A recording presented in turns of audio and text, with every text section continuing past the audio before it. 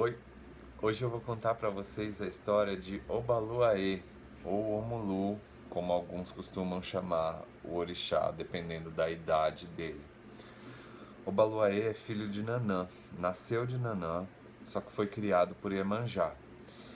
E Nanã, quando viu o filho cheio de varíola, chagas espalhadas pelo corpo, uma perna maior que a outra, ela decidiu que não teria estrutura para cuidar dele. Ela, que já não queria ser mãe, resolveu deixar ele na porta da casa de Iemanjá, que é a praia. E Iemanjá viu aquilo e ela, com todo aquele espírito maternal que sempre teve, já sendo mãe de Ogum, Xangô e Oxóssi, resolveu pegar o menino para criar. Quando ela viu aquela criança, ela enxergou nele o que Nanã não teve capacidade de enxergar, que foi a beleza além das chagas. Então ela cobriu aquela criança com palha para que ela não sofresse constrangimento por, por ter todas aquelas chagas de varíola, e também como ela ia criar ele na praia para que ele fosse protegido do sol, porque ali o sol ia bater muito forte e ela ficou com medo daquele sol queimar aquelas chagas nele. Na medida que ele foi crescendo, ela foi percebendo que nos momentos que ele estava bravo, que ele estava triste, que ele demonstrava a mágoa que ele guardava por ter sido abandonado, por onde ele passava, ele deixava um rastro de doença. De antemão, os poucos momentos que ele se demonstrava feliz, alegre, empolgado, ele deixava um rastro de cura. Entendendo isso, Iemanjá percebeu que a melhor coisa que ela podia fazer era unir Obaluaê e Nanã novamente como filho e mãe, para que ele se livrasse dessa mágoa e o mundo se livrasse das doenças que ele estava espalhando toda vez que aquela mágoa passava pela cabeça deles. Daí ela promoveu o encontro entre Nanã e Obaluaê de reconciliação. Antes de levar o Baluaê para se reconciliar com Nanã, ela conversou com Nanã, explicou a importância que teria para o mundo aquela reconciliação, e depois conversou com o Baluaê, disse para ele o quanto que faria ela feliz se ele perdoasse a mãe dele e seguisse a vida dele sem guardar essa mágoa no coração. Obaluaê, como era muito grato a Iemanjá, se viu na obrigação de atender aquele pedido e foi encontrar com a mãe. Quando eles se encontraram, foi um encontro muito emocionante. Nanã pediu perdão para ele perdoou Nanã, entendeu o lado dela, entendeu que realmente ia ser muito difícil cuidar de uma criança daquela forma, e eis que eles viraram mãe e filho novamente. Então, o Baluaê teve duas mães na vida dele.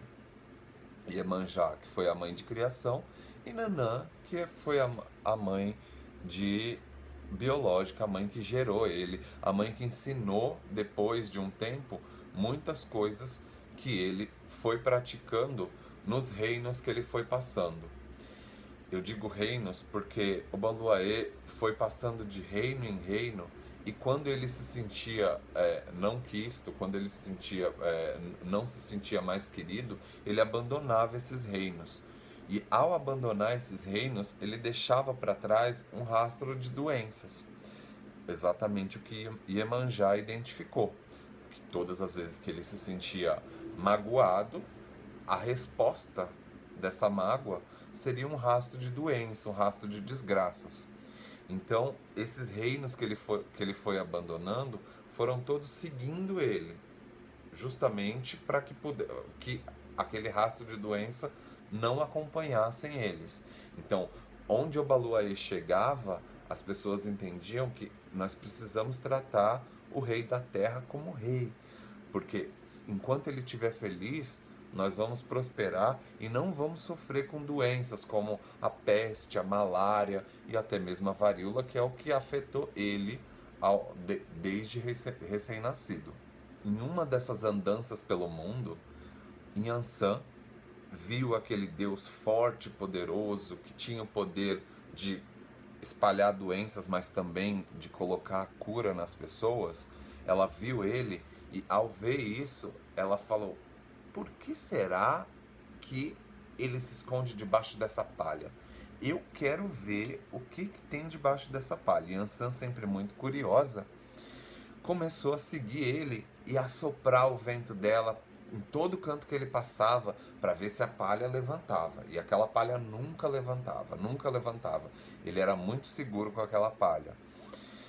Eis que um dia ele se distraiu, subiu numa árvore para descansar e dormir, e Ansan viu aquilo e falou: é agora que o meu vento vai conseguir me mostrar o que ele esconde debaixo dessa palha. Ela soprou o vento dele e a palha, automaticamente, como ele estava dormindo, ele não teve como segurar. A palha levantou e revelando o segredo dele, aquela pele cheia de chagas, aquele corpo todo cheio de chagas. Então, aquele constrangimento que ele passou fez com que as chagas estourassem do corpo e virassem pipoca. E essas pipocas se espalharam no mundo inteiro, livrando o mundo de várias doenças, porque quem encostasse nas pipocas estava livre das doenças que o corpo carregasse. De antemão, o que Yansan viu foi um homem lindo que na luz do sol brilhava feito cobre. Quando ela viu aquilo, ela ficou encantada.